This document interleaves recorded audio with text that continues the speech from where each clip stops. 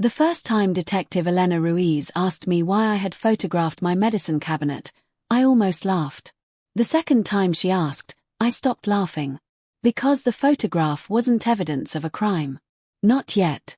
It was just a picture I'd taken at 11:47 p.m. on a Tuesday because something in my own bathroom had felt wrong. 3 weeks later, that photograph would help police explain why I'd collapsed 6 times in 4 months. My name is Claire Bennett.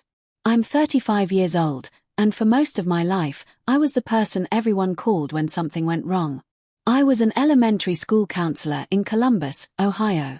I knew how to calm frightened children, handle angry parents, and recognize when someone was trying to hide that they were struggling.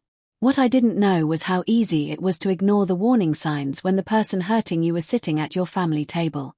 My husband, Daniel, and I had been married for 8 years. He was a high school history teacher. Quiet, patient, and incapable of walking past a crying child without asking what was wrong. His older sister, Melissa, was different. Melissa was 39, charming, organized, and unbelievably good at making people feel guilty while smiling at them. She had been divorced twice, lived 5 minutes from us, and had slowly become the center of Daniel's family after their mother died.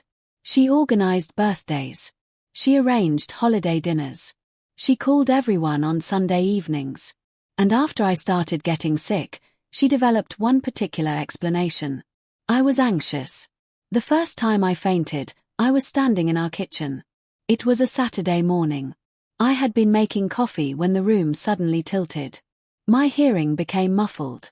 My hands went cold. Then everything disappeared. When I woke up, Daniel was kneeling beside me. He had already called an ambulance. At the hospital, the doctors ran blood work, checked my heart, measured my blood pressure repeatedly, and asked me about medications. Nothing obvious explained it. They told me it could have been dehydration, low blood pressure, stress, or something temporary. I went home that afternoon embarrassed more than frightened. That evening, Melissa came over with soup. She sat beside me on the couch and touched my forehead. "You've been under a lot of pressure," she said. "I guess." She smiled. Sometimes the body just shuts down when the mind won't. It sounded caring. At the time, I believed it was. 2 weeks later, I fainted again. This time it happened at school. 1 minute I was talking to a 12-year-old boy about his parents' divorce. The next minute, I was on the floor with 3 teachers standing over me. My doctor ordered more tests. Again, nothing conclusive. Daniel was worried. Melissa wasn't. When she visited that weekend, she brought flowers and the same explanation. "Claire has always been a worrier," she told Daniel while I was sitting right there. I looked at her. "I don't think worrying makes me pass out." She gave a tiny laugh. "Of course not. But anxiety can do strange things." That became her favorite sentence. Anxiety can do strange things. When I woke up dizzy, it was anxiety. When my heart raced, anxiety. When I felt weak, anxiety. When I had trouble concentrating, anxiety. When I fainted in the grocery store and woke up with a bruised cheek, anxiety. Eventually, everyone around me started repeating the word. Everyone except me. I didn't think I was anxious. I thought something was wrong. And because I worked with children, I had a habit of documenting unusual things. So I started keeping a simple log. Date. Time. What I had eaten. What I had taken. How much water I'd had. What symptoms appeared. Where I was. Who had been around. I wasn't trying to build a case. I was trying to find a pattern. And for almost 2 months, there wasn't one. Then I noticed something strange. 4 of my episodes had happened after I'd spent time at Melissa's house. I didn't accuse her. I didn't even tell Daniel. Because correlation wasn't proof. I'd spent enough years helping people separate feelings from facts to know better. Instead, I kept recording. Then came Thanksgiving. Melissa hosted. There were 18 people in her house. Turkey. Mashed potatoes. Green beans. Stuffing. Rolls. Cranberry sauce. Everything looked normal. Before dinner, Melissa handed me a glass of iced tea. "Your favorite," she said. I took it. I drank half. About 20 minutes later, my hands started trembling.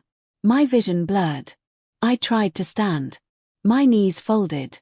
When I woke up, I was lying on Melissa's living room carpet. Someone had put a pillow beneath my head. Daniel was calling 911. And Melissa was standing over me. "See," she said softly. "She's overwhelmed." I remember staring at her. Not because of what she said. Because of how calm she looked. That night at home, Daniel sat beside me on the bed. Maybe Melissa is right. I turned toward him. "You think this is anxiety?" "I think maybe stress is making everything worse." I wanted to be angry. Instead, I asked one question. "Did you see what happened before I fell?" He hesitated. "No." "Then don't tell me what caused it." He looked hurt. "I wasn't trying to." "I know." But something between us had changed. The next morning, I checked my symptom log. 4 episodes at Melissa's house. 2 after drinks she had prepared. 3 after meals she'd served. And 1 after she had given me a small bottle of vitamins she'd insisted I start taking. I stared at the page. Then I wrote one sentence underneath everything. ***, do not assume. Verify. ***. From that day forward, I changed how I handled everything. I stopped accepting drinks that had already been poured. I started bringing my own water bottle. I took only medications from bottles I personally opened. And I photographed labels. I told Daniel it was because I was trying to help my doctor. That wasn't a lie. It just wasn't the whole truth. For almost 6 weeks, I didn't faint once. Then Melissa noticed. She noticed everything. "You seem better," she said at Sunday dinner. "I am." "That's wonderful." She smiled. "But you still look tired." I shrugged. She leaned closer. "Maybe you're just making yourself sick by worrying about being sick." I said nothing. The following Sunday, she brought me a new bottle of herbal supplements. These helped Mom when she was tired. I didn't take them. She frowned. "You're becoming paranoid." "I'm being careful." She laughed. "There's a difference." I smiled. "There is." That night, I photographed the bottle and put it in a drawer. I didn't know why. Something about the way she had watched me refused to leave my mind. Then Daniel's birthday came. Melissa insisted on hosting a family dinner. I almost didn't go. But Daniel wanted to. So I agreed. I brought my own water. I took my prescribed medication from my own bottle. I ate nothing that I hadn't watched being served. For the first hour, everything was fine. Then Melissa came into the living room carrying a tray. She handed everyone small glasses of sparkling water. I reached for mine. Then stopped. "What's in it?" She smiled. "Just lemon." I looked at the glass. "Anything else?" Her smile disappeared for half a second. "Why?" "Because I'm asking." She sighed dramatically. "Nothing dangerous." I didn't drink it. Melissa placed the glass down in front of me. "Fine." 20 minutes later, I started feeling dizzy. I hadn't eaten anything unusual. I hadn't taken anything. I hadn't drunk the sparkling water. I had only eaten food I'd watched being prepared. Yet the room started moving. I grabbed the edge of the table. Daniel stood up. "Claire." "I don't know." My ears began ringing. Then I noticed Melissa. She wasn't looking at me. She was looking at the glass. The one she had given me. The one I hadn't touched. And suddenly, something clicked. I grabbed my phone. "Daniel." He looked at me. "Take a picture." "Of what?" "The glass." He did. Then I collapsed. When I woke up at the hospital, Daniel was beside me. This time, he wasn't defending Melissa. He was staring at the floor. "What happened?" I asked. "They found something." "What?" He swallowed. "The paramedics said your blood pressure dropped dangerously low." I closed my eyes. "Again?" "Yeah." Then he said something that scared me more than the fainting. "Claire, I didn't tell them this." I opened my eyes. Tell me. When you collapsed, Melissa tried to take your phone. My stomach tightened. Why? She said she wanted to call your doctor. I stared at him. Did she? No. Where was my phone? In my pocket. Daniel rubbed his face. I don't know what she's doing anymore. That was the first time my husband said it. Not maybe. Not stress. Not anxiety. He didn't know what his sister was doing. The next morning, I called my doctor. I brought every photograph. Every symptom log. Every bottle. Every date. My doctor looked at the timeline for almost 10 minutes without speaking. Then she asked me one question.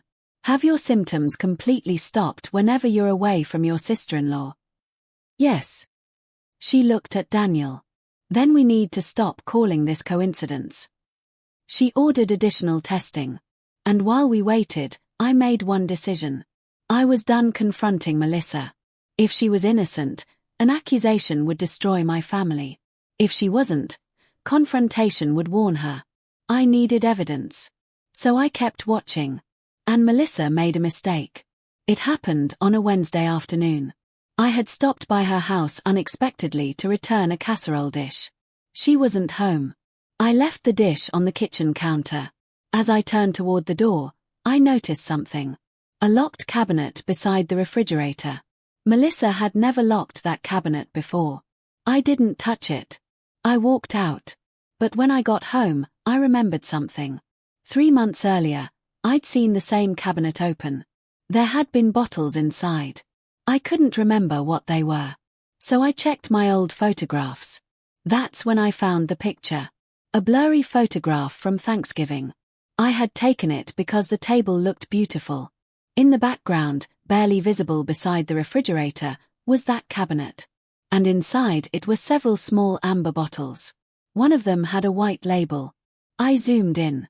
The word was barely readable. Asterisk asterisk clonidine dot asterisk asterisk. I knew the medication. It could lower blood pressure. It could cause dizziness. And in high enough amounts, it could cause serious problems. I didn't know whether Melissa had any. I didn't know whether she had given me any. But I knew one thing. I wasn't going to investigate alone. I called Detective Elena Ruiz. She met me 2 days later. I brought the symptom log. The photographs. The supplement bottle. The picture of the cabinet. And the photograph of the glass from Daniel's birthday. She listened without interrupting. When I finished, she asked, "Why didn't you report this earlier?" I answered honestly. Because I didn't want to accuse someone I couldn't prove. She nodded. That's probably why you're still alive. Then she asked for everything. Not copies. Everything. My phone photographs. My notebook. The supplement bottle. The original glass from the birthday dinner, which Daniel had secretly taken home after the restaurant staff said they couldn't preserve it. And the unopened bottle of vitamins Melissa had given me. Detective Ruiz sent the bottle to a laboratory. 3 days later, she called. "Claire, we found something." I sat down. "What?" "The supplement bottle contains clonidine." My hands went cold. "How much?" "Enough to matter."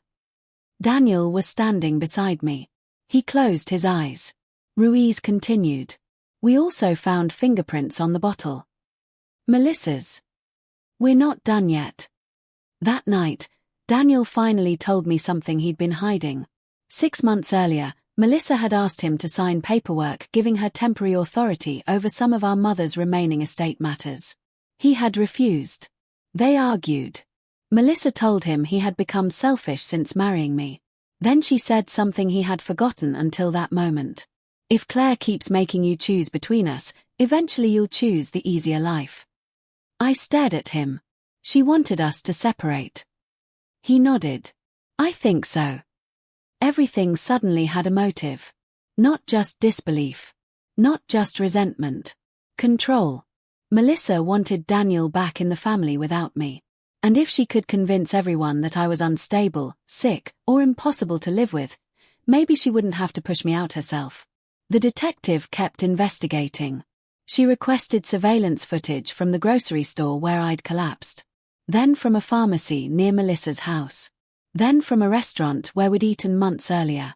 And the pattern became impossible to ignore. Melissa had repeatedly purchased the same type of medication. Not under her own name. Under the name of an elderly woman she had once cared for. Detective Ruiz obtained the records. Then came the biggest break. A security camera from a pharmacy showed Melissa buying a prescription bottle. The date was 2 days before my first unexplained collapse. But the bottle itself wasn't enough. We needed proof she had given it to me. That proof came from somewhere neither of us expected. My niece, Emma. She was 14. She had been quiet during all the family arguments. One afternoon, Emma came to my house with her mother. She waited until Daniel left the room. Then she whispered, "Aunt Claire." "Yes. I think Aunt Melissa is lying." My heart stopped. "Why?" Emma looked nervous. "Because I saw her putting something in your water bottle." I didn't move. "When?" "At Thanksgiving." "Why didn't you tell anyone?" She started crying. She told me if I said anything, Grandma's family would blame me for causing trouble. I pulled her into a hug. Then I asked the question that mattered. "Did you see what it was?" Emma nodded. "She took it from a little bottle." "Where?" "Her purse." Detective Ruiz interviewed Emma with her mother present. Emma repeated everything. And then she remembered something else. Melissa had told her, "Claire needs to learn that people can't keep getting attention forever." That sentence became part of the evidence. But Melissa still had one advantage. She could claim the medication was for herself. She could claim the supplement bottle was accidental contamination. She could claim Emma misunderstood. So Detective Ruiz waited. She didn't confront Melissa. She watched. And then Melissa made the mistake that ended everything. 2 weeks later, Daniel and I attended a family barbecue. I almost didn't go. Detective Ruiz told us we didn't have to. But I wanted to see what Melissa would do. I brought my own water. I didn't eat anything. I stayed beside Daniel. For almost 3 hours, nothing happened. Then Melissa approached me. She was carrying a small paper cup. "Here." I looked at it. "What is it?" "Electrolytes." "No, thank you." She frowned. "You've been dizzy lately." "I'm fine." "You don't look fine." Daniel stepped between us. "Melissa, leave her alone." She stared at him. For the first time, I saw real anger in her face. Not sadness. Not concern. Anger. Then she turned away. I thought it was over. It wasn't. 10 minutes later, Emma came running toward me. "Aunt Claire." "What?" She went inside. "Who?" "Aunt Melissa." I looked toward the house. Detective Ruiz wasn't there. Not visibly. But she had officers watching from an unmarked vehicle across the street. I called her. "She's inside." "Stay where you are." 5 minutes later, Ruiz called back. "Claire, don't touch anything." "What happened?" "One of our officers saw Melissa enter the kitchen with your water bottle." My heart pounded. "That's impossible." "She took it from your chair." I looked down. My water bottle was gone. 10 minutes later, Detective Ruiz walked into the house with a warrant. Melissa was standing in the kitchen. My water bottle was on the counter. Beside it was the same small amber bottle I'd seen in my old photograph. This time, it had a label. The officer picked it up. Melissa went pale. Then she started crying. "I didn't do anything." Ruiz looked at her. "Then you won't mind explaining why your fingerprints are on the bottle?" Melissa said nothing. The laboratory later found clonidine residue inside my water bottle.